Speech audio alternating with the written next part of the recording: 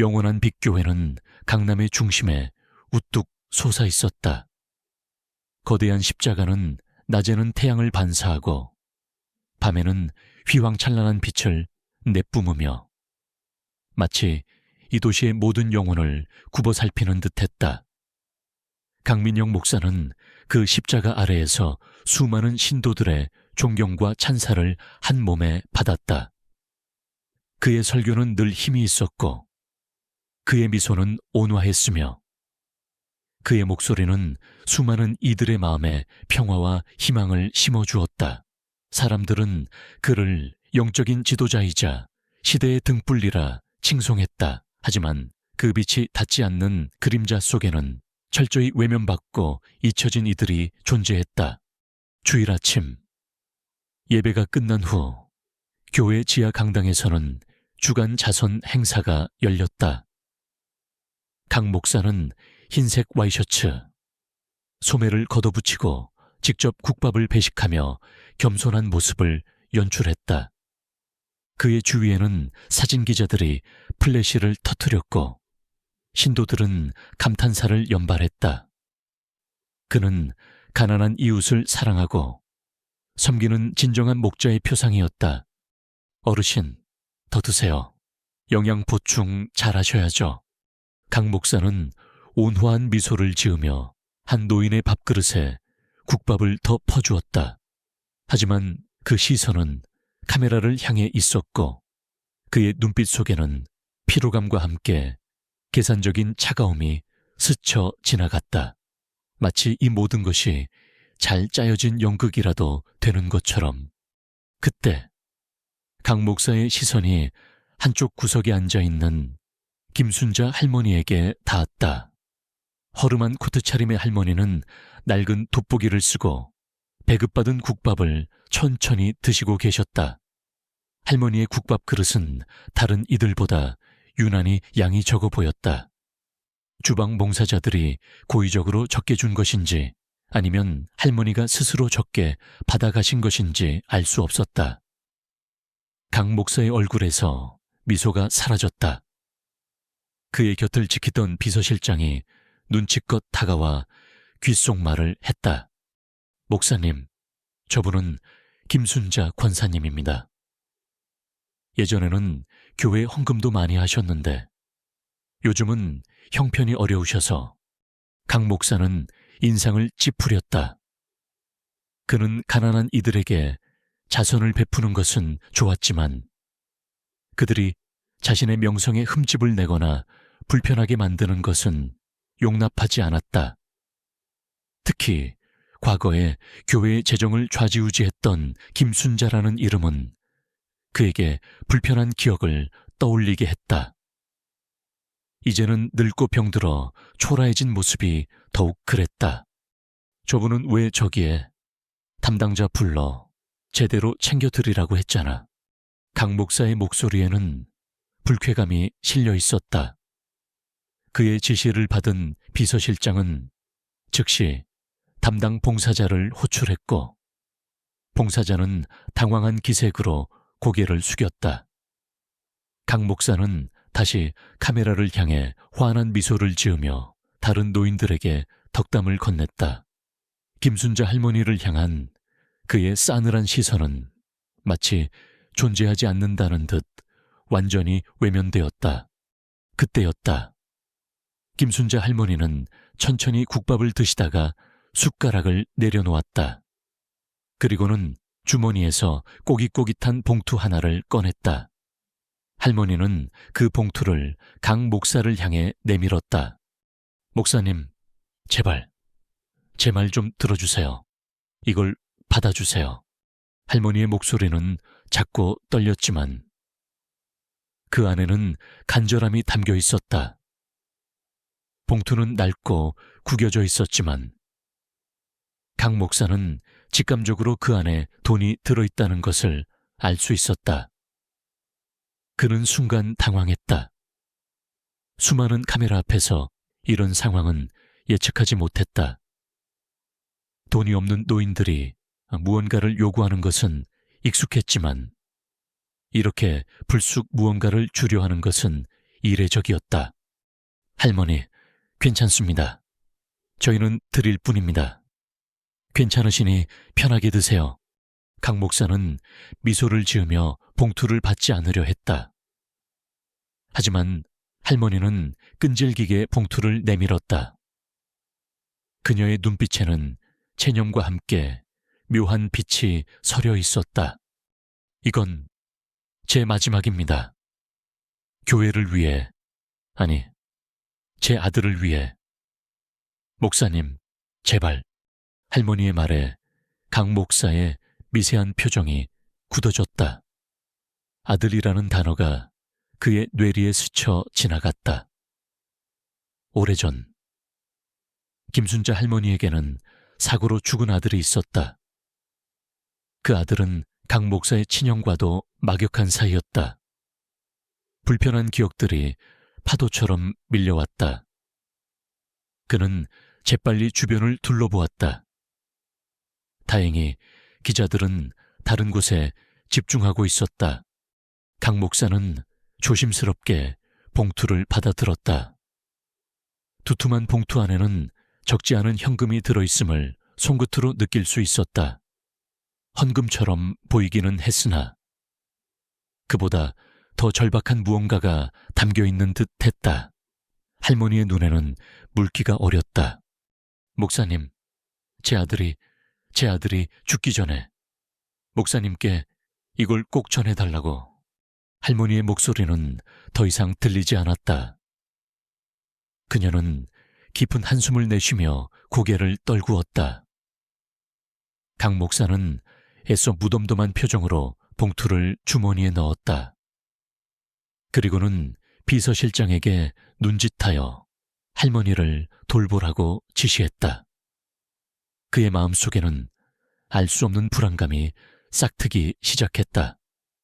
돈 없는 노인이라 무시했지만 그녀의 등 뒤에는 무언가 거대한 그림자가 드리워져 있는 듯했다. 그 그림자는 강 목사 자신의 과거와 깊이 얽혀 있었다. 그날 밤 강 목사는 서재에서 김순자 할머니가 건넨 봉투를 다시 꺼내 보았다. 봉투 안에는 돈뭉치와 함께 낡은 사진 한 장이 들어 있었다. 사진 속에는 앳된 얼굴의 강 목사와 그의 형, 그리고 김순자 할머니의 젊은 시절 모습이 함께 담겨 있었다. 그들은 모두 환하게 웃고 있었다. 특히 강 목사의 형은 눈부신 미소를 띠고 있었다. 강 목사의 얼굴에서 핏기가 가셨다. 사진 뒤에는 희미한 글씨로 무언가 적혀 있었다. 진실은 침묵하지 않는다. 강 목사는 사진을 구겨버리고는 책상 서랍 깊숙이 넣어버렸다. 하지만 그의 심장은 격렬하게 요동쳤다. 김순자 할머니가 단순히 헌금을 한 것이 아니라는 불길한 예감이 그의 뇌리를 강타했다. 그녀가 아들, 그리고 자신의 형과 관련된 과거의 비밀을 알고 있다면 강 목사는 차가운 땀을 흘렸다. 완벽하다고 믿었던 자신의 삶에 균열이 가기 시작하는 순간이었다. 그는 침묵하고 싶었지만 진실은 이미 스스로 목소리를 내기 시작한 듯했다. 그의 눈앞에 김순자 할머니의 초라하지만 강렬했던 눈빛이 아른거렸다. 그 눈빛은 단순한 체념이 아니라 감춰진 무언가를 폭로하려는 듯한 의지로 가득 차 있었다. 강민혁 목사의 불길한 예감은 현실이 되어가고 있었다. 그의 서랍 깊숙이 구겨 넣어진 사진 한 장은 단순한 과거의 유물이 아니었다. 그것은 잊히지 않는 진실의 메아리였다. 그 메아리는 이제 교회의 웅장한 벽을 넘어 한 젊은 변호사의 귀에까지 닿기 시작했다. 이진우 변호사는 강남의 번화에 위치한 작은 법률 사무실에서 밤늦도록 자료를 뒤적이고 있었다. 그의 사무실은 대형 로펌의 화려함과는 거리가 멀었지만 책장에는 법률 서적과 함께 사회 문제에 대한 고발 서적들이 가득했다. 그는 돈보다는 정의를 좇는 이상주의자였고, 특히 힘없는 약자들의 편에 서는 것을 주저하지 않았다. 최근 그의 이목을 끈 것은 영원한 빛 교회와 관련된 익명의 제보였다. 내용은 강민형 목사의 비리와 교회 재정의 불투명성에 대한 것이었다. 처음에는 흔한 교회 분쟁이라 생각했지만 제보 속에는 김순자 할머니의 이름이 여러 번 언급되어 있었다. 김순자, 권사, 이진우는 제보 서류를 다시 한번 꼼꼼히 살폈다. 제보자는 김순자 할머니가 과거 교회의 재정 상당 부분을 기부했던 주요 후원자였으나 최근에는 급격히 냉대받고 있으며 할머니의 아들 죽음과 관련된 의혹이 있다는 점을 강조했다. 특히 지난 주일 자선 행사에서 강 목사가 김 할머니를 대하는 태도가 석연치 않았다는 구체적인 목격담까지 덧붙여져 있었다. 노인들을 개무시한 대형교회 목사라 흥미롭군. 이진우는 턱을 분지르며 중얼거렸다. 그의 직감은 이 사건이 단순한 교회 분쟁을 넘어선 무언가 거대한 진실을 품고 있음을 알려주고 있었다.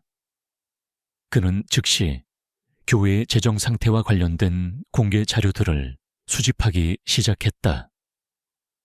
감사 보고서, 기부금 내역, 그리고 최근 몇 년간 진행된 대규모 건축 프로젝트의 자금 흐름.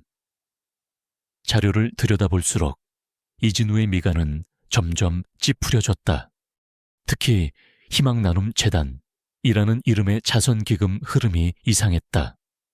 수년 전 설립되어 대대적으로 홍보되었던 이 재단은 최근 몇 년간 활동이 거의 없었음에도 불구하고 상당한 액수의 자금이 계속해서 유출되고 있었다.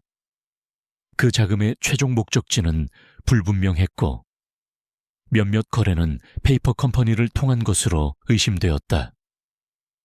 이진우는 심장이 두근거렸다. 이것은 단순한 비리가 아니었다. 조직적이고 치밀한 자금 세탁의 흔적이었다. 이진우는 희망나눔 재단의 초기 설립 자료를 찾아보았다. 거기에는 강민형 목사의 이름과 함께 그의 형 강민준의 이름이 공동대표로 올라 있었다. 강민준. 그는 몇 년 전 실종된 후 사망 처리된 인물이었다. 이진우는 기억을 더듬었다.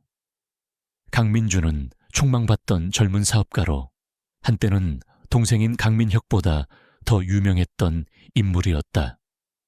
그의 실종은 당시에도 큰 화제가 되었으나 흐지부지 잊혀졌다. 이게 우연일까? 이진우는 고개를 갸웃거렸다. 강민준의 실종과 재단의 수상한 자금 흐름, 그리고 김순자 할머니의 간절한 외침. 이 모든 것이 마치 얽히고 설킨 실타래처럼 느껴졌다. 그는 가장 먼저 김순자 할머니를 직접 만나보기로 결심했다. 그녀가 이 모든 퍼즐의 중요한 조각을 쥐고 있을지도 모른다는 직감이 들었다. 다음 날, 이진우는 영원한 빛교회 인근에 위치한 허름한 쪽방촌을 찾았다. 제보자가 알려준 주소는 오래된 다세대 주택의 반지하였다. 문을 두드리자 희미한 문틈으로 낯선 시선이 그를 응시했다. 그리고 잠시 후 문이 천천히 열렸다. 김순자 할머니였다. 그녀는 여전히 지난 주일의 허름한 코트 차림이었고 얼굴에는 깊은 주름이 패여 있었지만 그녀의 눈빛은 흐릿한 가운데도 형형한 빛을 띠고 있었다. 누구세요? 할머니의 목소리는 조심스러웠다. 안녕하세요. 할머니, 저는 변호사 이진우라고 합니다. 혹시 잠시 이야기 좀 나눌 수 있을까요? 교회와 관련된 일로 여쭙고 싶은 것이 있습니다. 교회라는 단어에 할머니의 눈빛이 흔들렸다. 그녀는 잠시 머뭇거리더니 이진우를 안으로 안내했다. 작은 방 안은 단정했지만 낡고 오래된 가구들로 채워져 있었다. 한쪽 벽에는 오래된 가족 사진이 걸려 있었는데 그 중에는 젊은 시절에 김순자 할머니와 그의 아들, 그리고 앳된 강민영 목사와 그의 형 강민준의 모습이 함께 담겨 있었다. 어딘가 익숙한 사진이었다. 할매언니. 강민영 목사님이 할머니께 어떤 특별한 감정이 있는 것 같다는 제보를 받았습니다. 혹시 교회와 관련해서 불편하신 점이라도 있으신가요? 이진우는 조심스럽게 운을 뗐다. 김순자 할머니는 고개를 떨구었다. 그녀의 손은 무릎 위에서 불안하게 맞물려 있었다. 특별한 감정이라니요. 저는 그저 아무것도 없는 늙은이일 뿐입니다. 교회에 폐만 끼치고. 할머니는 말을 흐렸다. 그녀의 목소리에는 깊은 슬픔과 체념이 묻어 있었다. 하지만 이진우는 그 뒤에 숨겨진 무언가를 느낄 수 있었다. 할머니, 제가 찾아온 건 할머니를 돕기 위해서입니다. 혹시 강민혁 목사님의 형이신 강민준 씨를 알고 계셨나요? 그리고 희망나눔 재단에 대해서는 들어보신 적 있으신지요? 이진우의 질문에 김순자 할머니는 놀란 듯 고개를 들었다. 그녀의 눈빛이 흔들렸다. 마치 감추고 싶었던 비밀이 들통난 것처럼. 강민준. 네, 잘 알지요. 제 아들과도 친구 같았습니다. 그리고 희망나눔 재단은 제 아들이 그곳에 봉사했었습니다. 아니, 정확히는 제 아들이 그 재단을 만들자고 강민준 씨를 설득했지요. 할머니의 입에서 나온 뜻밖의 이야기에 이진우는 정신이 번쩍 들었다. 김순자 할머니의 아들이 희망나눔 재단과 연관되어 있었다니. 그 재단은 지금 수상한 자금 흐름의 중심에 있었다. 할머니 아드님께서 그 재단 설립에 관여하셨다고요. 혹시 아드님 이름이? 김영민입니다. 강민준 씨와는 형제처럼 지냈지요. 하지만 영민이는 사고로 일찍 세상을 떠났습니다. 민준이도 그 이후에 갑자기 사라져 버렸고요. 할머니의 눈가에 눈물이 맺혔다. 아들의 이름과 강민준의 이름이 연달아 나오자 그녀의 감정은 걷잡을 수 없이 흔들리는 듯했다. 이진우는 그녀가 말할 수 있도록 충분한 시간을 주었다. 그때 방구석에 웅크리고 있던 누렁이 한 마리가 이진우에게 다가왔다. 녀석은 커다랗고 순한 눈으로 이진우를 올려다보더니 그의 바지 끝에 코를 비볐다. 털은 낡고 윤기를 잃었지만 녀석의 눈빛은 비범한 총명함을 담고 있었다. 아이고, 복실아. 손님한테 그러면 안 된다. 할머니가 부드럽게 개의 등을 쓰다듬었다. 복실이라고요. 참 똑똑하게 생겼네요. 이진우는 복실이의 머리를 쓰다듬었다. 복실이는 할머니 곁을 한시도 떠나지 않는 듯 보였다. 네, 제 아들이 키우던 강아지입니다. 영민이가 죽고 나서도 복실이는 저를 지켜주더군요. 꼭 영민이가 저를 남겨두고 간 선물 같아요.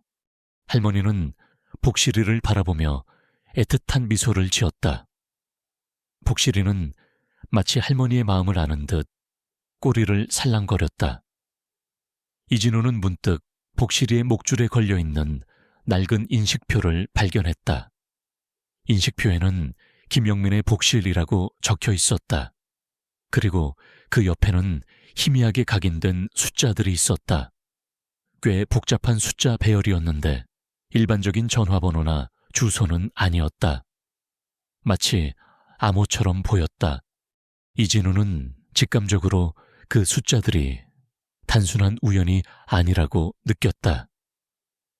어쩌면 김영민이 남긴 마지막 메시지일 수도 있었다. 그는 조심스럽게 인식표의 숫자를 휴대폰 메모장에 기록했다.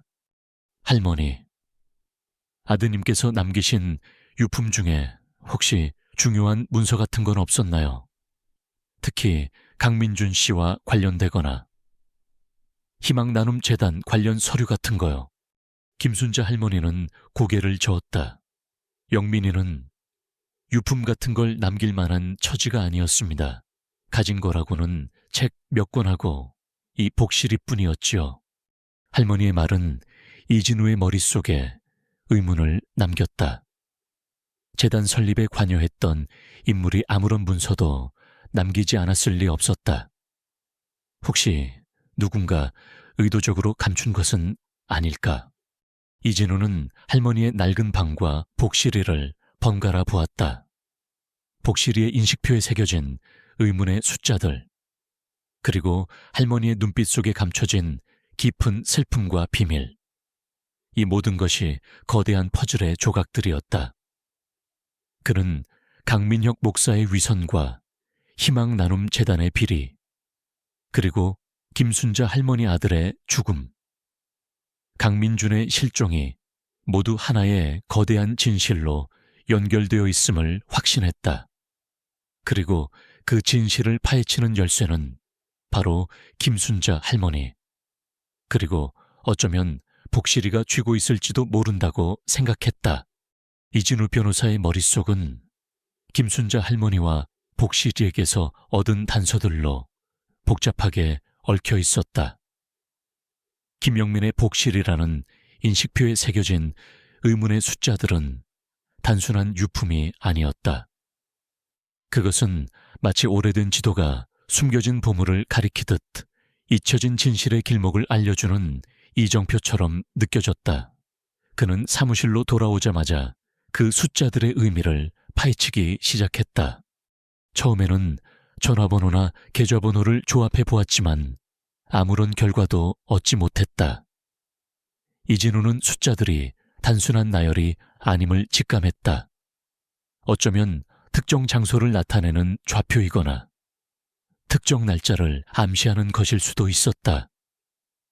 그는 숫자를 여러 방식으로 재배열하고 과거 사건들의 날짜와 대조해 보았다.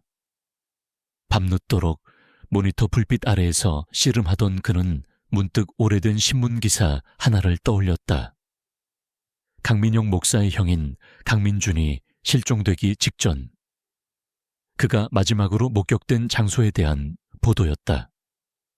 당시 기사에는 강민준이 한 폐공장 부근에서 마지막으로 목격되었다고 쓰여 있었다. 그 폐공장의 주소가 어렴풋이 기억났다.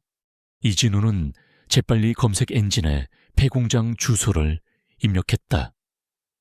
놀랍게도 그 주소의 특정 부분과 복실이 인식표의 숫자 배열이 소름 끼치도록 일치하는 부분이 있었다. 그것은 우연이라고 하기에는 너무나도 정확한 일치였다. 마치 김영민이 복실이를 통해 그 장소를 알리려 했던 것처럼. 설마 폐공장에 뭔가 숨겨져 있단 말인가? 이진우의 심장이 격렬하게 뛰었다. 그는 다음 날 아침 일찍 폐공장을 찾아가기로 결심했다. 그곳에는 김영민과 강민준의 마지막 흔적, 그리고 강민혁 목사가 그토록 감추려 했던 비밀이 잠들어 있을지도 몰랐다. 그 시간, 강민혁 목사는 영원한 빛교회의 화려한 집무실에서 불안감에 휩싸여 있었다. 김순자 할머니가 건넨 사진과 진실은 침묵하지 않는다는 문구는 그의 뇌리를 떠나지 않았다. 할머니의 눈빛은 마치 모든 것을 꿰뚫어 보는 듯했고 그의 오랜 상처를 다시 헤집어 놓는 듯했다. 강민혁의 과거는 현재의 빛나는 모습과는 너무나도 달랐다. 그는 어릴 적부터 똑똑했지만 가난과 병으로 고통받는 집안에서 벗어나기 위해 발버둥 쳤다. 그의 형 강민주는 그런 동생과 달리 자유분방하고 이상주의적이었다. 민주는 부모님의 유산으로 받은 작은 땅을 팔아 가난한 이들을 위한 자선재단을 만들려 했다. 그 재단이 바로 희망나눔 재단이었다. 회상 속의 강민주는 늘 환하게 웃었다. 미녀가, 우리는 이 돈으로 세상을 좀 더 나은 곳으로 만들 수 있어. 부모님도 이걸 바라실 거야. 하지만 강민혁은 형의 이상주의가 현실과 동떨어져 있다고 생각했다. 그는 더 큰 성공과 안정적인 삶을 원했다. 당시 영원한 빛교회의 젊은 부목사였던 강민혁은 교회를 더 크게 성장시키기 위한 자금이 절실했다. 그는 형의 재단 자금을 교회를 위한 투자금으로 돌리자고 설득했다. 하지만 강민주는 왕왕히 거부했다. 재단은 가난한 이들을 위한 거야. 교회의 욕심을 채우는 데 쓸 수 없어. 형제 간의 갈등은 깊어졌다. 그러던 어느 날 강민준이 갑자기 실종되었다. 경찰 수사 결과 그는 단순 실종으로 종결되었고 그의 재산은 동생인 강민혁에게 상속되었다. 강민혁은 형의 실종 직후 그 돈으로 교회를 확장하고 자신의 입지를 굳혔다. 아무도 의심하지 않았다. 그는 완벽하게 새로운 삶을 시작했다. 강민혁은 자리에서 일어나 창밖을 내다보았다. 눈부신 도시의 야경이 그의 눈에 들어왔다. 이 모든 것이 그의 노력과 희생으로 얻은 것이었다. 하지만 그 안에는 형의 그림자와 김순자 할머니의 아들 김영민의 죽음이 어두운 얼룩처럼 남아있었다. 김영민은 강민준의 가장 친한 친구이자 희망나눔 재단 설립을 적극적으로 도왔던 인물이었다. 그 역시 강민준 실종 직후 알 수 없는 사고로 세상을 떠났다. 강민혁은 영민의 죽음이 단순한 사고가 아니었음을 짐작하고 있었다. 하지만 그는 그 끔찍한 진실을 묻어버렸다. 다음 날 아침, 이진우는 김순자 할머니의 쪽방촌을 다시 찾았다. 할머니는 아침 일찍부터 복실이와 함께 낡은 공원 벤치에 앉아 있었다. 이진우는 할머니에게 폐공장 주소와 복실이 인식표의 숫자가 일치한다는 사실을 조심스럽게 말했다. 할머니, 복실이 인식표에 있는 숫자가 혹시 이 폐공장 주소와 관련이 있을까요? 김영민 씨가 혹시 이곳에 뭔가 중요한 것을 남기지는 않았을까요? 할머니의 얼굴에 화색이 돌았다. 그녀의 눈빛은 불안과 희망 사이에서 흔들렸다. 폐공장이여, 영민이가 그곳에 갈 리가 없는데. 아니. 영민이가 생전에 강민준 씨와 자주 갔던 곳이 있습니다. 민준 씨가 어떤 발명품을 만든다고 거기서 연구를 한다고 했었는데 설마 그곳인가요? 할머니는 기억을 더듬는 듯 했다. 그녀의 말은 이진우의 추측에 힘을 실어주었다. 강민준이 발명품을 만들던 곳이라면 그곳에 무언가 기록이나 설계도가 남아있을 수도 있었다. 그것이 재단의 비리와 연결되어 있을 가능성이 높았다. 할머니, 제가 그 폐공장에 가보려고 합니다. 혹시 할머니께서 아시는 더 자세한 정보가 있으신가요? 김순자 할머니는 잠시 망설였다. 그녀의 얼굴에는 걱정이 역력했다. 그곳은 위험한 곳입니다. 폐쇄된 지 오래되었고 좋지 않은 소문도 많이 들려요. 게다가 민혁이가 그곳에 관심이 많았었습니다. 강민혁 목사님이요. 이진우는 놀랐다. 네. 민준이가 사라진 후 민혁이가 그곳을 여러 번 찾았다고 들었습니다. 그때마다 뭘 찾는지 사람들을 시켜 뒤지는 모습도 봤다고 해요. 할머니의 말은 이진우의 의심을 확신으로 바꾸었다. 강민형 목사가 그 폐공장에 집착했다는 것은 그곳에 그의 비리와 관련된 결정적인 증거가 숨겨져 있다는 뜻이었다. 할머니, 괜찮습니다. 제가 조심해서 다녀오겠습니다. 할머니께도 위험한 일이 생길 수 있으니 당분간은 조심해 주셨으면 합니다. 이진우는 할머니에게 안전을 당부하고 폐공장으로 향했다. 복실이는 이진우가 가는 데내 그의 뒤를 따르려 했지만 할머니의 만류에 결국 꼬리를 내리고 주저앉았다. 하지만 복실이의 눈빛은 이진우에게 조심하라는 듯한 경고와 함께 꼭 찾아내라는 염원을 담고 있었다. 폐공장은 도시 외곽의 인적 드문 곳에 위치해 있었다. 낡은 철문은 녹슬고 뒤틀려 있었고 건물은 오랜 세월의 흔적을 고스란히 담고 있었다. 공장 안으로 들어서자 퀴퀴한 곰팡이 냄새와 함께 묘한 적막감이 감돌았다. 한때 기계들이 굉음을 내며 돌아갔을 공간은 이제 폐허가 되어 있었다. 이진우는 복실히 인식표의 숫자를 다시 확인하며 공장 내부를 꼼꼼히 살폈다. 숫자의 조합이 어떤 공간의 위치를 나타내는 듯했다. 그는 천천히 공장 깊숙이 들어갔다. 곳곳에는 버려진 기계 부품들과 잔해들이 널려 있었고 먼지가 두껍게 쌓여 있었다. 그때 이진우의 눈에 바닥에 희미하게 남아있는 페인트 자국이 들어왔다. 숫자 배열과 일치하는 듯한 불규칙한 선들. 그는 페인트 자국을 따라 이동했다. 폐공장의 가장 안쪽 구석. 거대한 기계 설비 뒤편에 작은 철문이 있었다. 문은 굳게 잠겨 있었지만 낡은 자물쇠는 쉽게 부술 수 있을 것처럼 보였다. 이진우는 주변에 널려있던 쇠막대기를 주워 자물쇠를 부셨다. 삐걱거리는 소리와 함께 문이 열리자 습하고 어두운 공간이 드러났다. 지하로 향하는 계단이었다. 계단을 따라 내려가자 좁은 복도가 나타났다. 복도 끝에는 또 다른 철문이 있었다. 이 문은 잠겨있지 않았다. 이진우는 조심스럽게 문을 열었다. 안으로 들어서자 어둠 속에 거대한 작업대가 보였다. 작업대 위에는 낡은 설계도면들과 알 수 없는 기계 부품들이 널려 있었다.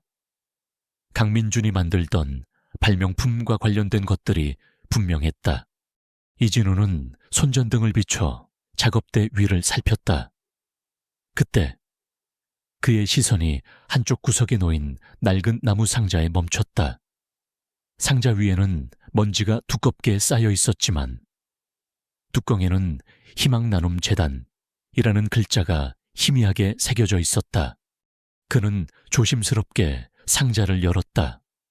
상자 안에는 여러 권의 장부와 서류 뭉치, 그리고 낡은 노트북 한 대가 들어있었다. 장부에는 희망나눔 재단의 초기, 재정 흐름과 함께 강민영 목사의 이름으로 된 거액의 자금 인출 내역이 상세히 기록되어 있었다. 노트북 안에는 암호로 잠긴 파일들이 있었는데 파일 이름들은 민준 최종보고, 영민 증거자료 등 의미심장한 제목들이었다. 이진우는 심장이 쿵쾅거렸다. 이것은 단순한 비리 증거를 넘어선 것이었다. 강민준의 실종과 김영민의 죽음, 그리고 강민형 목사의 탐욕스러운 민낯을 고스란히 드러내는 결정적인 증거들이었다.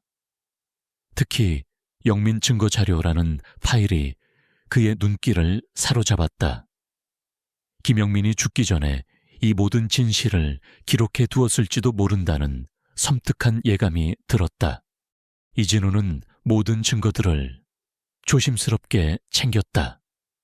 그는 이곳을 떠나기 전 혹시 더 중요한 것이 있을지 주변을 다시 한번 살폈다. 그때 작업대 뒤편 벽에 희미하게 새겨진 글자가 눈에 들어왔다. 진실은 언젠가 드러난다. 민준. 그것은 강민준의 마지막 메시지였다.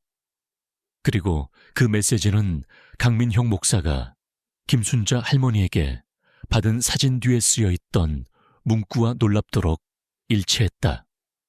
강민혁이 그토록 감추려 했던 진실이 이제 드디어 빛을 보게 될 순간이 다가오고 있었다. 이진우는 주머니 속 증거들을 굳게 움켜쥐었다.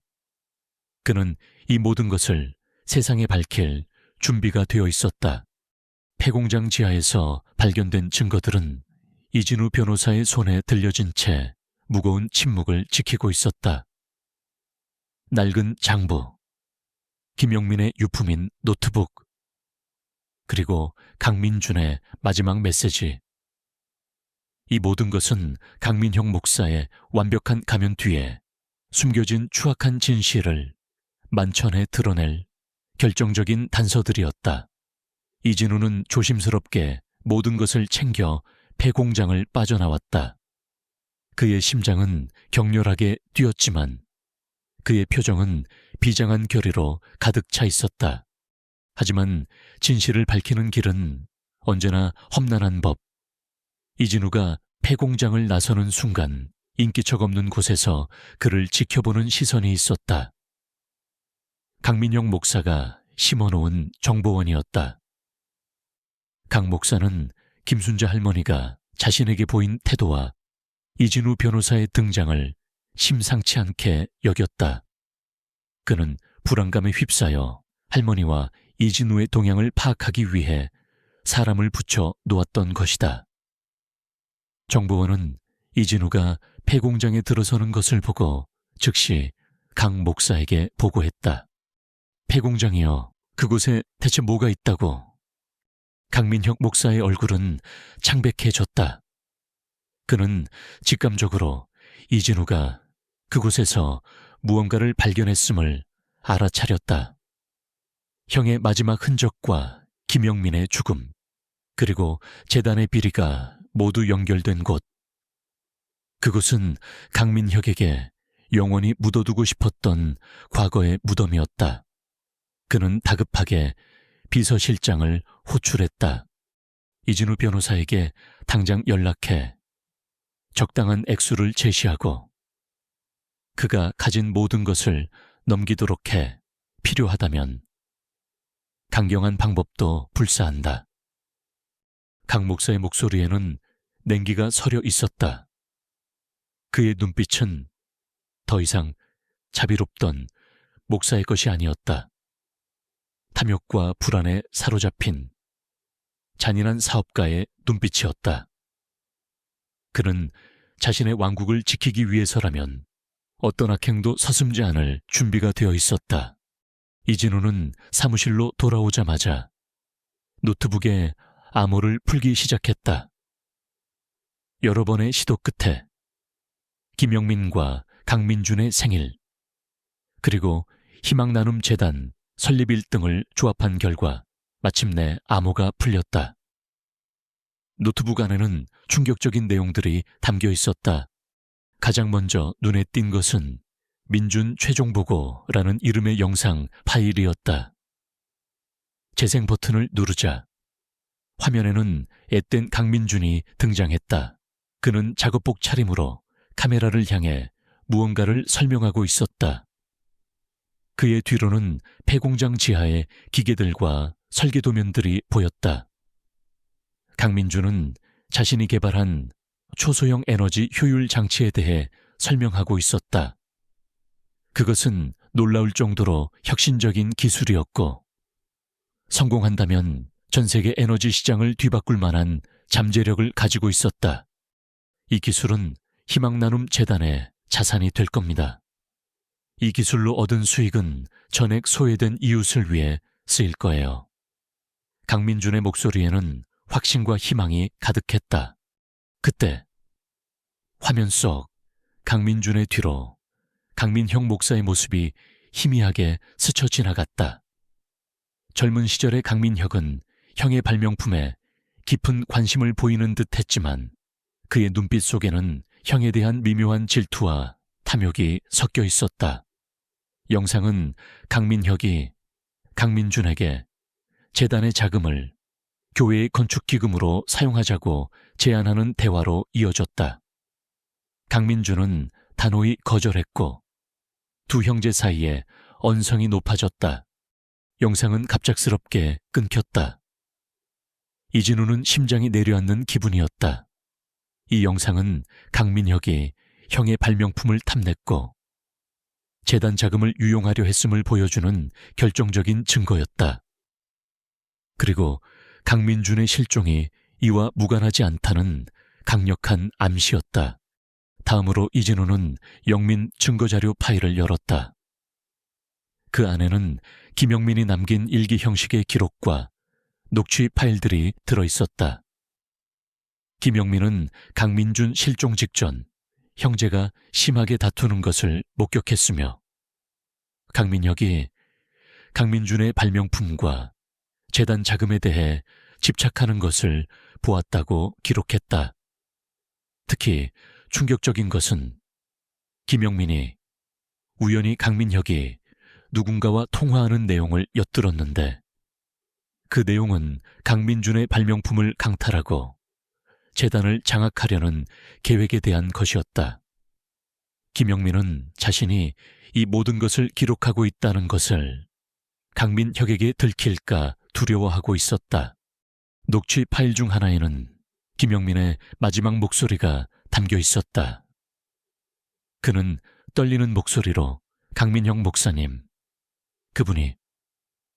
그분에게 모든 비밀이 복실이에게 맡겼어 라는 말을 남기고 있었다. 파일은 갑자기 끊겼고 이어서 비명소리와 충격음이 들렸다. 그것은 김영민이 사고로 위장된 죽음을 당하기 직전의 마지막 기록이었다. 그리고 복실이에게 맡겼어라는 말이 이진우의 뇌리를 강타했다. 복실이 인식표의 의문의 숫자가 바로 이것을 의미했던 것이다. 김영민은 복실이를 통해 폐공장의 존재와 그 안에 숨겨진 증거들을 알리려 했던 것이다. 이진우는 깊은 한숨을 내쉬었다. 모든 퍼즐 조각이 맞춰지는 순간이었다. 강민혁은 형의 발명품을 가로채고 재단을 장악하기 위해 형을 실종시키고 이 모든 것을 알고 있던 김영민마저 살해했던 것이다. 그리고 그 위에 신실한 목사라는 가면을 쓰고 부와 명성을 쌓아왔던 것이다. 그때 이진우의 휴대폰이 울렸다. 발신자는 알 수 없는 번호였다. 전화를 받자 중년 남성의 낮고 위협적인 목소리가 들려왔다. 이진우 변호사님 되십니까? 강민형 목사님 쪽에서 연락드렸습니다. 변호사님이 가지고 계신 그 자료들 적당한 액수에 넘기시면 어떠실지 해서요. 원하시는 금액을 말씀해 주십시오. 충분히 맞춰드릴 겁니다. 무세운 소리 하는 겁니까? 저는 그런 자료 가지고 있지 않습니다. 이진우는 일부러 시치미를 뗐다. 괜히 어렵게 만들지 마시죠. 변호사님이 폐공장에서 무엇을 가지고 나오셨는지 저희는 다 알고 있습니다. 현명한 판단을 내리시는 게 좋을 겁니다. 변호사님의 미래를 위해서도 그리고 주변 사람들의 안전을 위해서도 말이죠. 상대방의 목소리에는 노골적인 협박이 담겨 있었다. 주변 사람들의 안전이라는 말에 이진우는 순간 김순자 할머니와 복실이를 떠올렸다. 그들이 위험해질 수도 있다는 생각에 등골이 오싹했다. 협박하는 겁니까? 이진우의 목소리가 낮아졌다. 협박이 아니라 제안입니다. 거절하신다면 그 어떤 불이익도 감수하셔야 할 겁니다. 이 바닥은 생각보다 좁고 목사님은 상상 이상으로 영향력이 크십니다. 전화는 일방적으로 끊겼다. 이진우는 휴대폰을 꽉 움켜쥐었다. 강민혁이 이미 자신의 움직임을 알고 있었고 협박까지 서슴지 않는다는 사실에 분노가 치밀었다. 하지만 동시에 김순자 할머니와 복실이의 안전이 걱정되었다.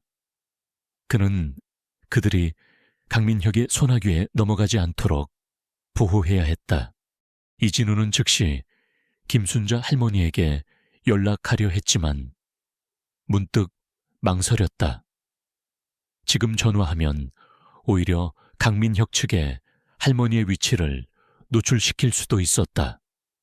그는 직접 할머니를 찾아가는 것이 더 안전하다고 판단했다. 이진우가 할머니의 쪽방촌에 도착했을 때 이미 불길한 그림자가 드리워져 있었다.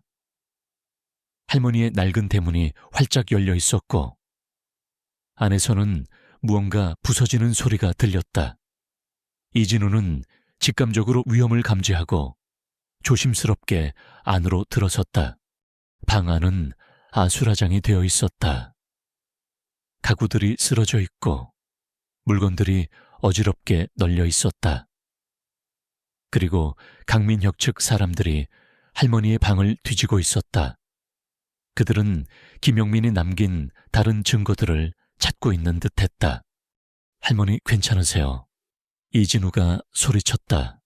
할머니는 방구석에 웅크리고 앉아 두려움에 떨고 있었다. 복실이는 할머니의 품에 바짝 붙어 잔뜩 겁먹은 채 낮게 으르렁거렸다. 강민혁의 부하들은 이진우의 등장의 순간 당황했지만 곧바로 그에게 달려들었다.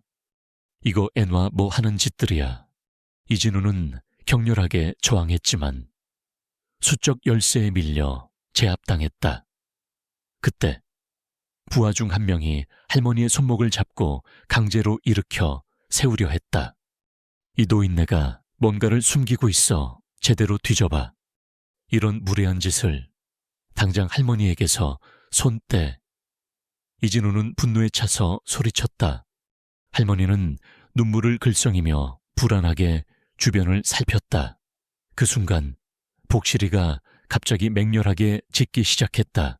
복실이는 할머니를 붙잡은 부하의 다리를 물고 늘어졌다. 부하는 고통에 찬 비명을 지르며 할머니에게서 손을 놓았다.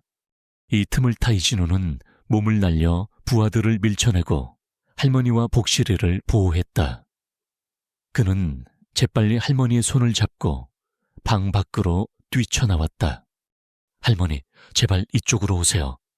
강민혁의 부하들이 뒤쫓아왔다.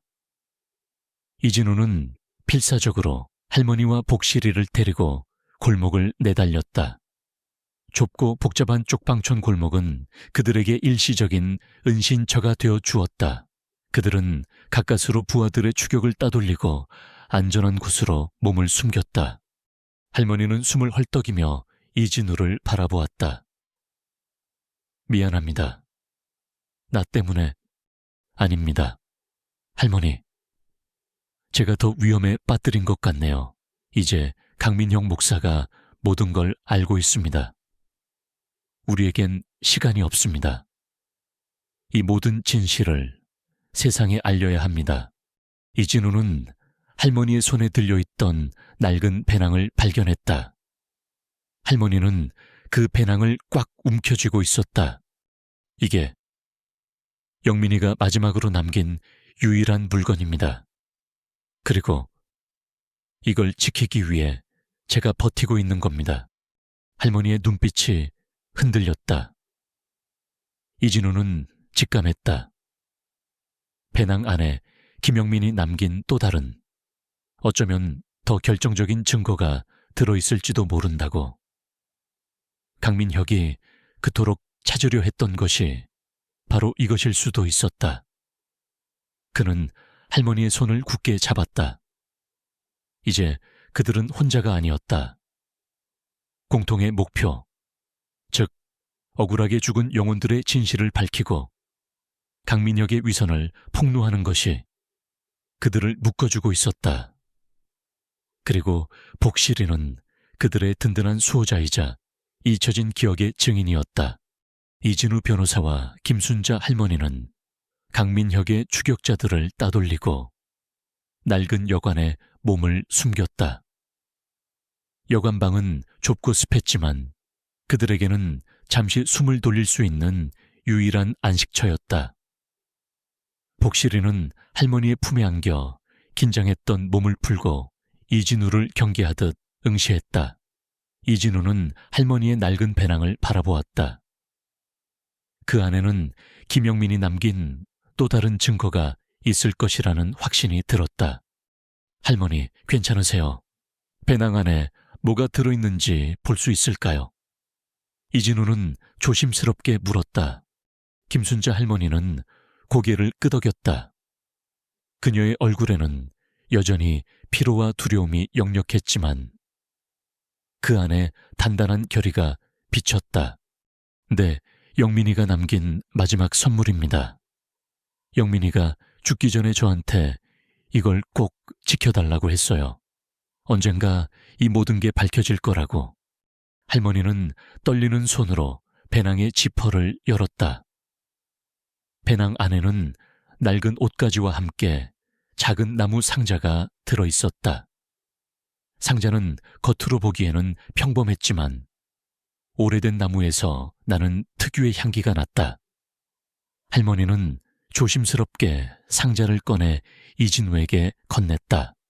상자를 열자 이진우는 숨을 들이켰다. 안에는 낡은 비디오 테이프, 몇 개와 손때 묻은 수첩, 그리고 작은 녹음기가 들어있었다. 비디오 테이프 중 하나에는 강민준 형님의 마지막 날이라고 송글씨로 쓰여 있었다. 수첩에는 김영민의 빼곡한 글씨로 일기처럼 기록들이 적혀 있었다. 이진우는 즉시 녹음기를 재생했다. 지지직거리는 잡음 속에서 강민형 목사의 목소리가 들렸다. 민준아, 제발 형제끼리 이러지 말자. 재단은 교회가 인수해야 해. 그 기술, 교회에 바치면 훨씬 더 크게 쓰일 수 있어. 이어서 강민준의 격앙된 목소리가 들렸다. 아니야. 미녀가 이건 가난한 사람들을 위한 거야. 네 욕심을 채우는데 쓰라고 만든 게 아니라고. 부모님 뜻도 잊었어. 우린 가진 게 없어도 나누는 법을 배워야 한다고.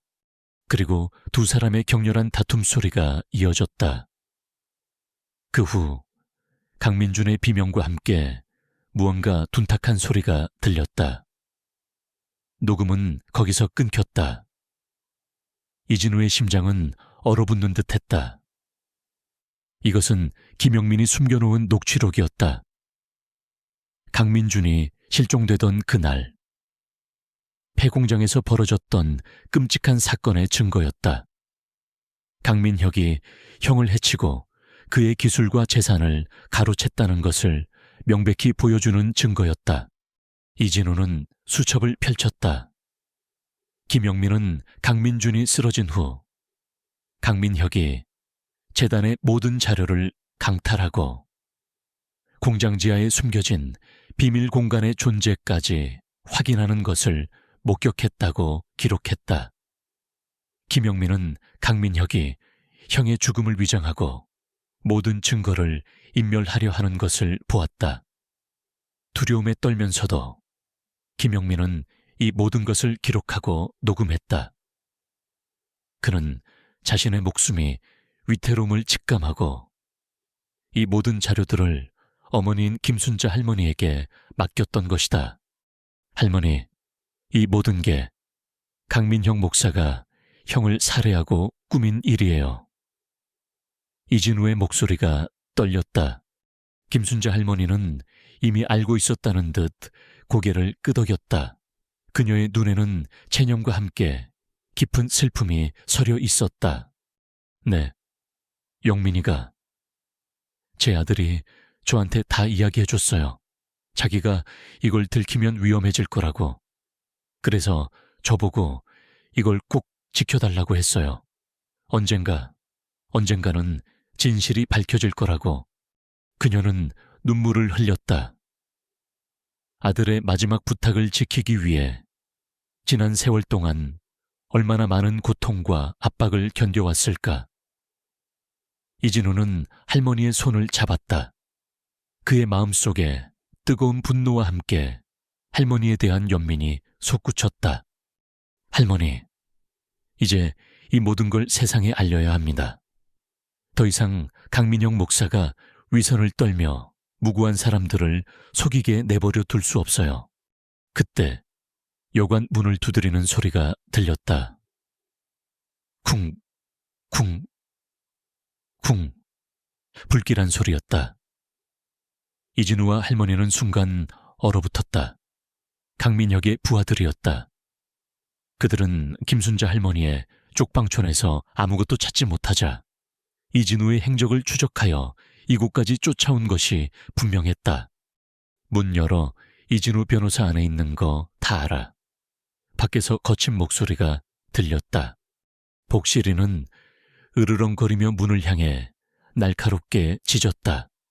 할머니는 두려움에 질린 얼굴로 이진우를 바라보았다. 젠장. 이진우는 이를 악물었다. 그는 급히 창문을 살폈다. 낡은 여관의 창문은 쇠창살로 막혀 있었지만 건물 뒤편에는 작은 비상 계단이 있었다. 할머니, 저쪽으로 나가야 해요. 빨리요. 이진우는 서둘러 증거물들을 가방에 챙기고 할머니의 손을 잡았다. 복실이는 할머니의 발밑에 바싹 붙어 있었다. 이진우는 여관방 문을 잠그고 창문을 통해 비상 계단으로 나섰다. 낡은 계단은 삐걱거리는 소리를 냈지만 그들에게는 유일한 탈출구였다. 그들은 계단을 타고 조심스럽게 내려왔다. 아래에는 강민혁의 부하들이 이미 대기하고 있었다. 잡아. 부하들이 그들을 향해 달려들었다. 이진우는 할머니를 보호하며 필사적으로 도망쳤다. 그는 복잡한 골목길로 들어서며 부하들을 따돌리려 했다. 할머니는 이진우를 따라 뛰는 것이 버거웠지만 아들이 남긴 증거들을 지키겠다는 일념으로 이를 악물고 버텼다. 복실이는 할머니의 옆을 지키며 위협적으로 지저댔다. 골목을 달리던 이진우의 눈에 작은 택시 승강장이 들어왔다. 그는 할머니를 이끌고 택시를 향해 전력 질주했다. 막 택시에 타려던 순간 뒤에서 달려오던 부하 중 한 명이 할머니의 배낭을 잡아챘다. 놓지 못해 할머니가 소리쳤다. 배낭은 할머니의 손에서 벗겨져 부하의 손에 들렸다. 그 안에는 김영민의 마지막 증거들이 들어있었다. 이진우는 절망에 빠졌다. 그때 복실이가 맹렬하게 부에게 달려들어 그의 다리를 물어뜯었다. 부하는 고통에 찬 비명을 지르며 배낭을 놓쳤고 배낭은 바닥에 떨어져 굴러갔다. 복실아, 이진우는 소리치며 배낭을 향해 몸을 날렸다. 그는 간신히 배낭을 움켜쥐었다. 하지만 그 순간 또 다른 부하가 달려와 이진우의 옆구리를 강타했다. 이진우는 휘청이며 쓰러졌다. 배낭은 다시 그의 손에서 벗어나 바닥에 떨어졌고 안에서 비디오 테이프 하나가 튀어나왔다. 젠장! 강민혁의 부하들이 쓰러진 이진우에게 달려들었다. 이진우는 필사적으로 저항했지만 그들은 너무 많았다. 그는 무자비하게 폭행당했다.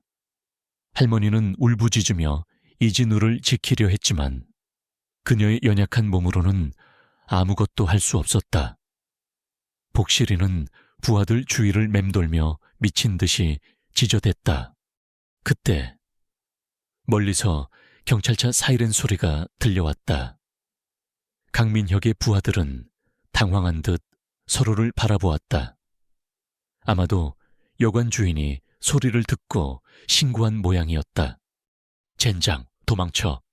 부하들은 쓰러진 이진우와 절망하는 할머니를 뒤로 한 채 서둘러 도주했다. 사이렌 소리는 점점 더 가까워졌다. 이진우는 온몸이 쑤셨지만 가까스로 몸을 일으켰다. 그의 눈은 바닥에 굴러떨어진 비디오 테이프를 향했다. 그의 손이 테이프를 움켜쥐었다. 김순자 할머니는 이진우에게 달려와 그를 부축했다. 그녀의 눈은 이미 눈물 범벅이었다. 괜찮니? 미안하다. 다 나 때문에. 할머니, 괜찮아요. 증거를 지켰어요. 이진우는 피가 흐르는 입술로 겨우 말했다. 그때 복실이가 이진우의 발밑에 떨어져 있던 수첩을 코로 밀어주었다. 이진우는 수첩을 주워들었다. 기적처럼 모든 증거들이 그들의 손에 남아 있었다. 경찰차가 도착하고 경찰관들이 이진우와 할머니에게 다가왔다. 이진우는 온몸의 고통을 무릅쓰고 힘겹게 입을 열었다. 강민형 목사의 비리, 그리고 살인 증거를 가지고 있습니다.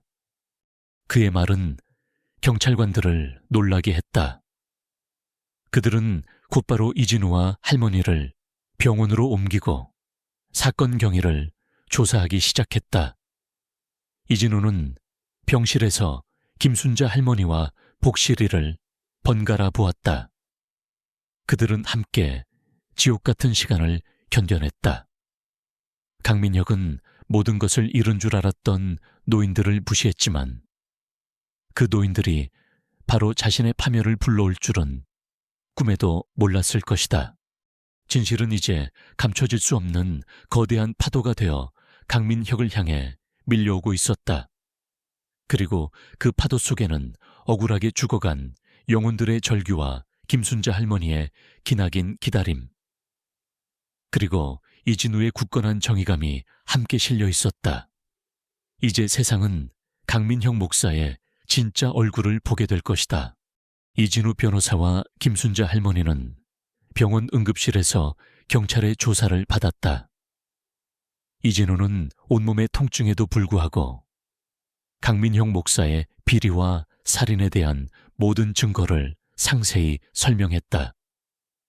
그는 김용민의 노트북에서 찾은 영상, 파일, 녹취록, 그리고 수첩에 기록된 모든 내용을 경찰에게 전달했다. 경찰관들은 처음에는 반신반의하는 눈치였지만 증거들의 구체성과 심각성에 점차 경악을 금치 못했다. 강민혁 목사가 살인 용의자라고요. 그 영원한 빛교회의 강민혁 목사 말입니까? 한 형사가 믿기지 않는다는 듯 되물었다. 네, 그렇습니다. 그는 자신의 형을 살해하고 재단의 자금을 유용했습니다. 그리고 이 모든 것을 알고 있던 김영민 씨마저 살해했습니다. 이진우의 목소리에는 단호함이 실려 있었다. 김순자 할머니는 옆에서 눈물을 흘리며 아들의 억울한 죽음을 증언했다. 그녀의 떨리는 목소리 속에는 지난 세월의 고통과 아들에 대한 그리움이 사무쳐 있었다. 복실이는 할머니의 침대 발치에 앉아 조용히 그녀를 지켜보았다. 마치 할머니의 증언에 힘을 실어주려는 듯이 경찰은 즉시 강민형 목사에 대한 내사에 착수했다. 그들은 증거들을 분석하고 강민형 목사의 과거 행적과 재정 상태를 면밀히 조사하기 시작했다. 언론은 이 충격적인 사건을 일제히 보도하기 시작했다. 유명 목사의 이중생활, 교회 자금 비리 의혹, 살인 의혹 등 자극적인 헤드라인들이 지면을 뒤덮었다. 영원한 빛 교회는 순식간에 혼란에 휩싸였다. 신도들은 충격과 배신감에 휩싸였고, 교회 앞에는 취재진들과 시위대가 뒤섞여 아수라장이 되었다.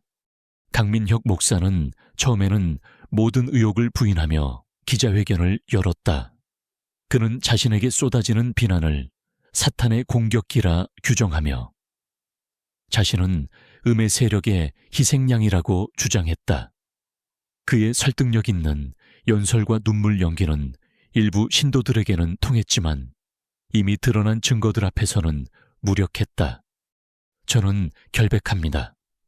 이 모든 것은 저를 끌어내리려는 악의적인 음모입니다. 강 목사는 절규하듯 외쳤다.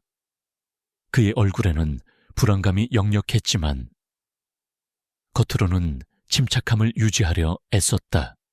하지만 이진우 변호사는 그의 주장이 허위임을 증명할 준비가 되어 있었다.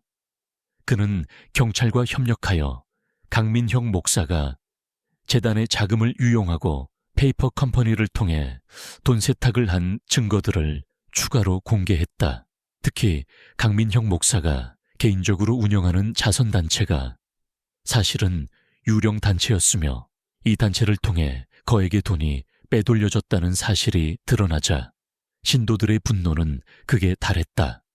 가장 결정적인 증거는 바로 김영민이 남긴 비디오 테이프였다. 이진우는 경찰의 협조를 받아 기자회견을 열고 비디오 테이프의 핵심 장면들을 공개했다. 화면 속에서 강민혁 목사가 형 강민준과 격렬하게 다투는 모습, 그리고 강민준이 쓰러지고 강민혁이 재단의 자료들을 강탈하는 모습은 충격 그 자체였다.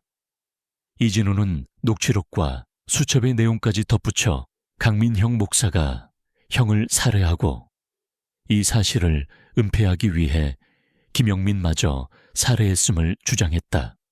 영상과 함께 공개된 김영민의 마지막 녹취록은 사람들의 심금을 울렸다. 복실이에게 맡겼어. 라는 김영민의 떨리는 목소리는 그의 억울한 죽음과 함께 복실이의 숨겨진 역할까지 세상에 알렸다. 사람들은 순자 할머니와 복실이에게 동정심을 보냈고 강민혁 목사에 대한 비난은 걷잡을 수 없이 커졌다. 여론은 들끓었다. 강민혁 목사의 위선과 탐욕에 대한 분노가 사회 전반으로 확산되었다. 그의 설교를 듣고 감동받았던 수많은 신도들은 배신감에 치를 떨었다. 그들은 교회 앞에서 강민혁 목사의 퇴진과 엄중한 처벌을 요구하는 시위를 벌였다. 강민혁 목사는 점점 더 궁지에 몰렸다. 그의 측근들은 하나둘씩 그를 등지기 시작했고 교회 재정은 바닥을 드러냈다. 그는 경찰의 소환 조사에 불응하고 도주를 시도했다. 하지만 이미 모든 언론과 경찰의 감시망에 포착된 그에게 도주할 곳은 없었다. 며칠 후 강민혁 목사는 한 폐가에서 은신하고 있던 중 경찰에 체포되었다. 그의 모습은 더 이상 화려하고 위험 있는 목사의 모습이 아니었다. 초췌하고 남루한 옷차림에 얼굴에는 공포와 절망감이 가득했다. 그의 손목에는 차가운 수갑이 채워졌다. 나는 죄가 없어. 이건 사탄의 계략이야. 그는 마지막까지 자신의 죄를 부인하려 했지만 그의 눈빛은 이미 모든 것을 포기한 채였다. 수많은 카메라 플래시가 터지고 기자들은 그의 이름을 외치며 질문을 쏟아냈다. 그가 그토록 경멸했던 돈 없는 노인들의 편에 섰던 한 젊은 변호사와 자신의 아들을 잃은 늙은 어머니, 그리고 억울한 진실을 품고 있었던 한 마리 개의 활약으로 거대한 위선자의 가면이 드디어 벗겨지는 순간이었다. 재판이 시작되었다. 이진우 변호사는 검찰과 협력하여 강민혁 목사의 모든 죄를 낱낱이 파헤쳤다. 그는 강민준 살해, 김영민 살해, 그리고 교회 재정 횡령 및 돈 세탁 혐의에 대한 강력한 증거들을 제시했다. 김순자 할머니는 증인으로 출석하여 떨리는 목소리로 아들과 강민준에 대한 기억을 증언했다. 그녀의 진심 어린 증언은 법정을 숙연하게 만들었다.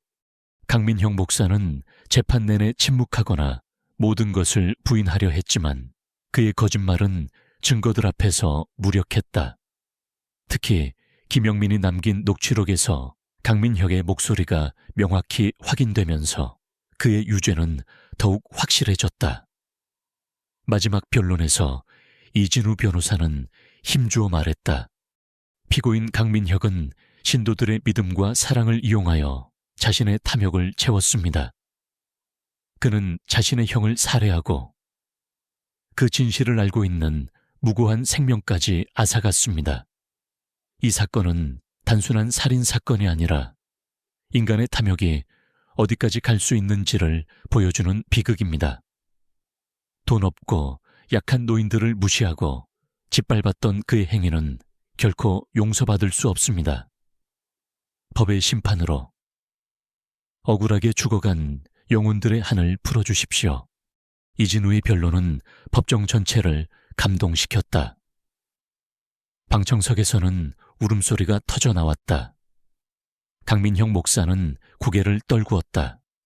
그의 얼굴에는 이제 더 이상 위선의 흔적도 남아있지 않았다. 오직 절망과 후회만이 가득했다. 그는 자신이 그토록 경멸했던 돈 없는 노인들이 그의 파멸을 가져올 것이라고는 상상조차 하지 못했을 것이다. 마침내 판결이 내려졌다.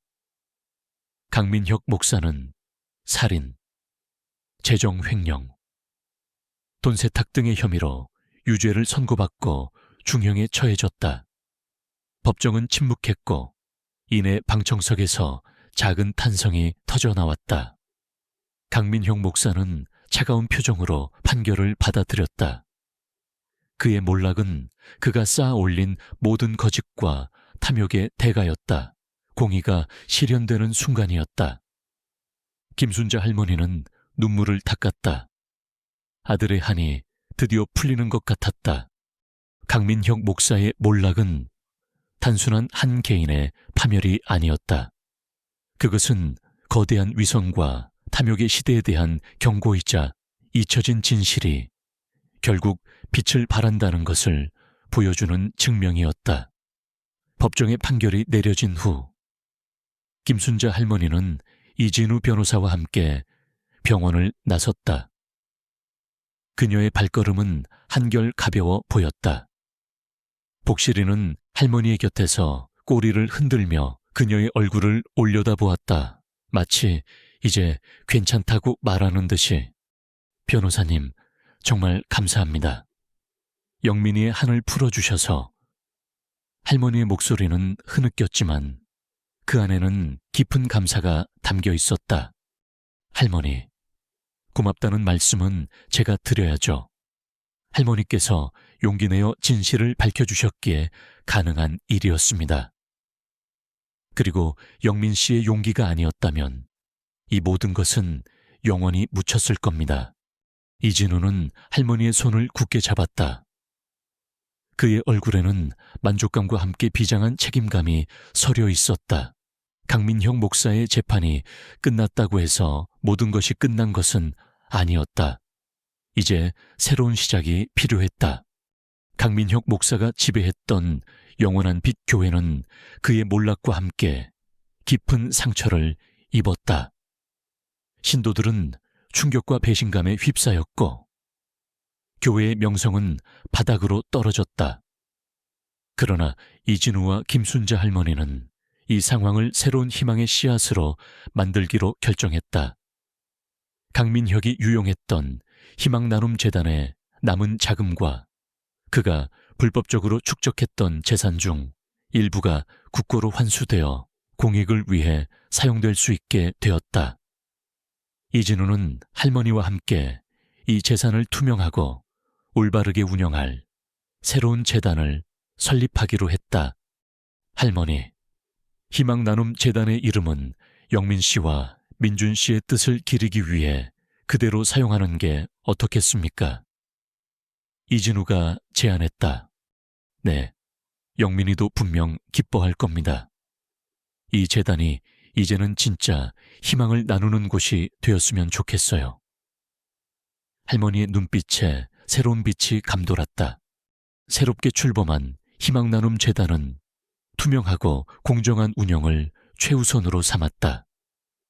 이진우는 재단의 법률 자문을 맡았고 김순자 할머니는 재단의 정신적 지주이자 명예이사장으로서 활발하게 활동했다. 재단은 강민형 목사에게 상처받았던 사람들을 치유하고 소외된 노인들과 도움이 필요한 이웃들을 돕는 데 주력했다. 특히 김순자 할머니의 경험을 바탕으로 돈이 없다는 이유로 차별받고 무시당하는 일이 없도록 재정적 지원과 함께 정서적 지지를 제공하는 데 힘썼다. 어느 날 재단에서 주최한 노인들을 위한 무료 급식 행사에서 김순자 할머니는 밝은 얼굴로 국밥을 배식하고 있었다. 그녀의 옆에는 복실이가 꼬리를 흔들며 사람들에게 애교를 부리고 있었다. 예전 강민형 목사가 배식하던 모습과는 너무나도 다른 진정한 사랑과 온정이 느껴지는 풍경이었다. 할머니, 많이 드세요. 따뜻하게 데워왔습니다. 자원봉사자로 나선 이진우가 할머니에게 국밥 한 그릇을 건넸다. 할머니는 환하게 웃으며 국밥을 받아들었다. 그녀의 눈빛은 평화로웠고 얼굴에는 오랜 세월의 고통이 씻겨 내려간 듯한 편안함이 깃들어 있었다. 복실이는 할머니의 국밥 그릇을 빤히 쳐다보더니 할머니가 주는 작은 고기 조각을 맛있게 받아 먹었다. 재단은 강민준이 남긴 초소형 에너지 효율 장치 기술을 사회에 환원하여 환경보호와 에너지 빈곤층 지원에도 기여했다. 강민준의 기술은 그의 이상처럼 세상을 이롭게 하는 데 사용되었고 그의 이름은 탐욕스러운 동생의 그늘이 아닌 진정한 혁신과 나눔의 상징으로 기억되었다. 시간이 흘렀다. 강민형 목사는 교도소에서 자신의 죄를 뉘우치며 속죄의 시간을 보내고 있었다. 그는 더 이상 화려한 옷을 입지 않았고 수많은 신도들의 환호성도 들리지 않았다. 오직 차가운 벽과 자신의 죄의 무게만이 그를 짓눌렀다. 그는 자신이 그토록 경멸했던 노인들의 눈물과 땀방울이 결국 자신을 파멸로 이끌었음을 비로소 깨달았다. 그의 마지막 남은 자존심마저 무너져 내렸다. 김순자 할머니는 재단 활동을 통해 새로운 삶의 의미를 찾았다. 그녀는 더 이상 외롭고 초라한 노인이 아니었다. 그녀는 수많은 사람들에게 희망을 전하고 아들과 강민준의 꿈을 이어가는 위대한 어머니이자 영적인 지도자였다. 복실이는 언제나 그녀의 곁을 지켰다. 녀석은 단순한 애완견이 아니라 억울한 죽음을 증언하고 진실을 밝히는데 결정적인 역할을 한 용감하고 충성스러운 가족이었다. 어느 맑은 가을날, 김순자 할머니는 이진우 변호사와 함께 김영민과 강민준의 추모공원을 찾았다. 푸른 잔디밭에는 두 사람의 이름이 새겨진 작은 추모비가 세워져 있었다. 할머니는 추모비 앞에 놓인 국화꽃을 어루만지며 잔잔한 미소를 지었다. 영민아, 민준아, 이제 너희들의 꿈이 이루어지고 있어. 이곳에서 많은 사람들이 희망을 얻고 있단다. 복실이는 추모비 주위를 맴돌며 냄새를 맡았다. 그리고는 조용히 추모비 앞에 앉아 하늘을 올려다보았다. 마치 영민이와 민준이의 영혼과 교감하는 듯이. 이진우는 할머니의 옆에 서서 먼 하늘을 바라보았다. 그의 얼굴에는 만족감과 함께 묵직한 여운이 감돌았다. 그는 정의를 위해 싸웠고 그 과정에서 소외된 이들의 고통과 희망을 깊이 이해하게 되었다. 그의 삶은 더 이상 돈과 성공을 좇는 삶이 아니었다. 진정한 정의와 인간애를 실현하는 삶이었다. 강민형 목사가 돈 없고 힘없다며 개무시했던 노인들, 그들 중 한 명이었던 김순자 할머니는 결국 그 위선자의 가면을 벗기고 억울하게 죽어간 영혼들의 진실을 밝히는데 가장 큰 역할을 했다. 이 이야기는 돈과 권력 앞에서 인간이 얼마나 추악해질 수 있는지, 그리고 동시에 약해 보이는 존재 속에서도 얼마나 위대한 용기와 정의가 숨어 있을 수 있는지를 보여주었다. 진실은 침묵하지 않으며 결국은 가장 약한 자들의 입을 통해 세상에 드러난다는 것을 일깨워주는 이야기였다.